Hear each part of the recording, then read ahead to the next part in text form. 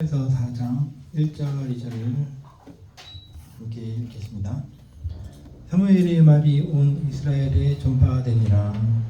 이스라엘은 나가서 블레셋 사람들과 싸우려고 에베네셀 곁에 진치고 블레셋 사람들은 아벡에 진쳤다니.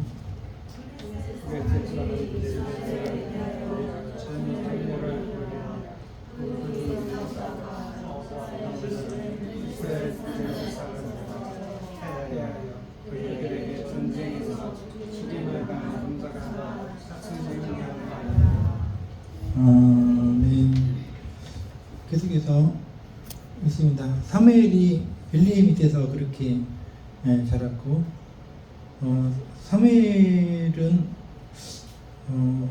그 예언한 그 사역을 통해서 온 이스라엘의 이름이 알려져 있습니다. 근데 우리가 보통 이제 목사님들이나 혹은 하다못해 그 무당을 찾아가더라도 좋은 말을 듣기를 원합니다. 자기의 마음에 꼭 맞는 좋은 말을 듣기를 원하는데 내가 원하는 답을 말해주기를 원해요.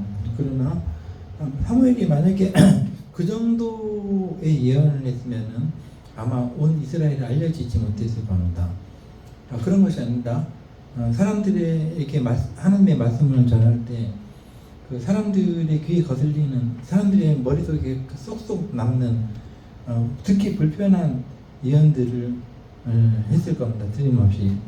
이 사무엘은 처음부터 그런 예언으로 시작했습니다. 자기의 그 아버지와 스승 같은 엘리 대제사장의 가문의 몰락을 예언을 하면서 이제 그의 예언 사역이 시작이 됐습니다.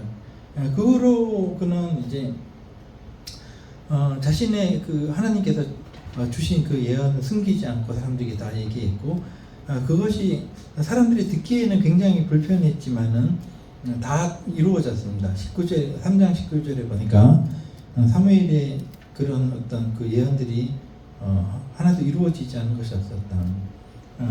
그래서 사람들은 미웠을 겁니다. 사무엘이 미웠을 겁니다. 왜냐하면 자기들이 원하는 설교를 해주지 않고 원하는 답을 주지 않았기 때문에. 그러나 인정을 했을 것입니다. 저 사람은 진짜 선지자다.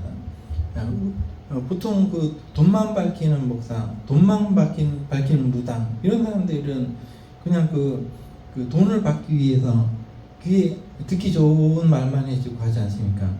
그러면 결국은 사람들이 다 알지 않습니까? 저 사람은 가짜야, 이렇게 알겠지만은 사무엘 같은 경우는 숨김없이 하나님의 말씀을 전했기 때문에 인기는 없었을지 몰라도 온 이스라엘 사람들이 전부 다 사무엘의 말이 듣기는 불편해도 귀를 기울이게 되었다라는 것이죠. 드디어 싸움이 벌어졌는데 이스라엘과 블레셋 사람들의 싸움입니다. 4장 1절에 보니까 이스라엘이라는 한 편이 나오고 블레셋이라는 또 한 편이 나옵니다. 두 족속이, 이스라엘 족속들과 블레셋 족속이 전쟁을 벌이는데, 우리가 성경을 읽어보면은 블레셋이라는 이름이 많이 나온다.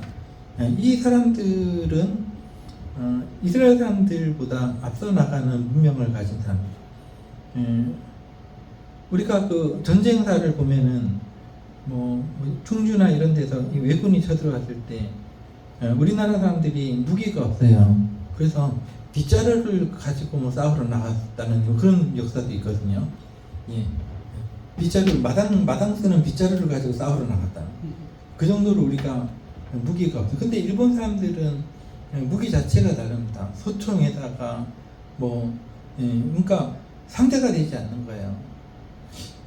마찬가지로 이스라엘과 블레셋의 싸움은 서로 완전히 그 차이가 많이 납니다. 블레셋 사람들은 이미 이 당시에 철을 다룰 줄 안다.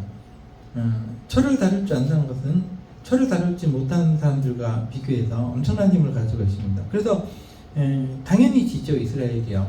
이스라엘이 나와서 블레셋 사람 족속들과 싸웠는데 졌습니다. 2절에 보니까 4,000명이나 죽임을 당했다. 이스라엘 편에서. 그래서 다시 돌아와서 도저히 안 되겠다. 우리에게는 하나님이 있지 않느냐. 그래서 하나님의 임재를 상징하는 법궤를 가지고 전쟁터에 나갑니다. 언약궤라 그러죠. 3절에 보니까 여호와의 언약궤를 가져다가 우리 전쟁터에 가져다가 좀 하나님의 힘을 빌어보자 라는 그런 어떤 내용이고,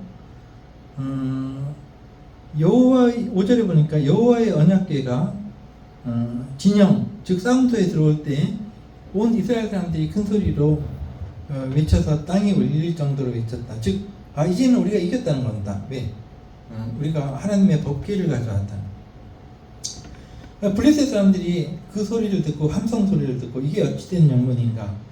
6절에 보니까 블레셋 사람이 그 외치는 소리를 듣고 이르되, 아니 저쪽 진영에서 큰 소리로 외치면 어찌미냐 하다가 여호와의 궤가, 그들의 그 신의 임재를 상징하는 궤가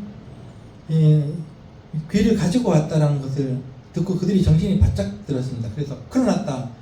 저 신은 저 족속이 이집트에서 나올 때 이집트 사람들을 벌한 강력한 신이다. 그 역사를 알고 있었죠. 그러면 그들이 9절에 보니까 말하기를 우리가 정신을 바짝 차리지 않으면 여기서 우리가 다 죽임을 당하게 생겼다. 그래서 블레셋 사람들아, 우리 블레셋 사람들아 강하게 되며 대장부가 되라, 이렇게 표현되어 있죠. 우리가 정신 차리고 싸우지 않으면은 안 되겠다. 대장부처럼 우리가 용맹하게 싸워보자. 우리가 안 그러면 다 죽게 생겼다. 이렇게 해서 드디어 그 싸움이 붙었는데 어떻게 됐습니까? 하나님의 궤를 가지고 온 이스라엘 사람들이 졌습니다. 또 블레셋 사람들이 이겼습니다. 이스라엘 사람들이 죽은 숫자만 해도 3만 명이에요. 3만 명이라면 한 족속이 이스라엘 12족속 중에 한 족속의 장정들이 다 죽은 겁니다. 어떻게 이런 일이 벌어졌을까요? 11절에 보니까 하나님의 궤는 뺏겼고 드디어 사무엘에게 예언하신 그 10년 전에 예언하신 예언대로 그 엘리의 두 아들 홈니와 비느하스도 한날에 죽어버렸습니다. 이게 하나님의 예언이었죠. 하나님께서 이미 예고하신 일이었죠. 그래서 그 소식을 또 엘리가 들었습니다. 대제사장 엘리가 듣고 너무나 놀라가지고 하나님의 궤를 뺏겼다는 얘기를 듣고 그 뒤로 나자빠져서 그 목이 부러져서 죽었고, 이제 잘 읽어보면 나옵니다. 그 다음에 그 며느리도 너무나 놀라가지고 그만 그 아이를 그냥 낳다가 죽어버렸습니다. 그러니까 한 가족의 몰락이 4장에 기록되어 있는 것이죠. 19절에 보니까 그 말 나오죠. 며느리인 비느하스의 아내가 임신하여 해산할 때가 가까웠더니 하나님의 궤를 빼앗긴 것과 그의 시아버지 엘리와 남편이 죽은 소식을 듣고 갑자기 죽은 겁니다. 며느리도. 자, 우리는 이 말씀을 오늘 이제 맺으면서 우리가 여기서 종교 생활을 하고 있다고 해서 우리가 이 세상을 이길 수 있느냐라는 질문을 해야 됩니다. 하나님의 궤는 하나님이 임재하신 상징입니다. 교회들도 마찬가지입니다. 오늘날 우리 한국에는 많은 교회들이 있습니다. 교회 건물들이 어떻게 보면은 왔다 갔다 하면서 보면 좀 흉물스럽게 보이기도 하고, 과연 저 안에서는 어떤 일이 벌어지고 있을까? 거기서 사람들이 거룩하게 예배를 드리고 있다는 그 상상하면 기분이 좋아지지만은, 오늘날 우리는 하나님의 임재를 상징하는 많은 교회를 세워놓고 거기서 하나님을 높이고 섬기는 것이 아니라 지지고 볶고 자기들끼리 싸우고 온갖 더러운 일을 다 하면서 마치 하나님께서 자기들이 하나님인 것처럼, 자기들만의 하나님인 것처럼 떠들고 자만하고 교만하고 있지 않은가. 그러다가 패하는 거예요. 알고 보니까 하나님의 궤가 하나님의 임재를 상징하는 장소이긴 했어도 그것이 자기들에게 하나도 도움이 되지 않았다는 거. 오늘날 우리가 많은 예배당을 가지고 있고 또 우리가 많은 예배를 드리고 있지만 이것이 과연 우리의 삶을 지탱할 만한 어떤 그 강력한 그 것이 되는가라는 질문을 해야 됩니다. 이스라엘은 그렇지 못했습니다. 그들에게 사무엘이 있었지만은 그들은 그 겉으로는 하나님의 계획을 가지고 뭐 제사도 드리고 신앙생활을 하고 있었지만 하나님께서 하나도 기뻐하지 않는 그런 어떤 삶이었던 것입니다. 그래서 대제사장도 죽고 대제사장의 직위를 이어받아야 될 홈리와 비나스도 죽고 다 죽고 3만 명 죽고 4천 명 죽고 그래서 오늘날 우리는 안심하지 말고 우리가 예배를 여기다 드리고 예배당이 있고 예배를 드리고 있다 이것은 겉대기일 뿐입니다. 사실은 우리가 하나님을 실제로 하나님의 백성다운 어떤 그 능력을 가지고 있느냐 이런 것에 우리가 좀 그 집중을 하고 생각을 하고 한 주 동안 우리가 함께 보낼 수 있게 되기를 기도하겠습니다.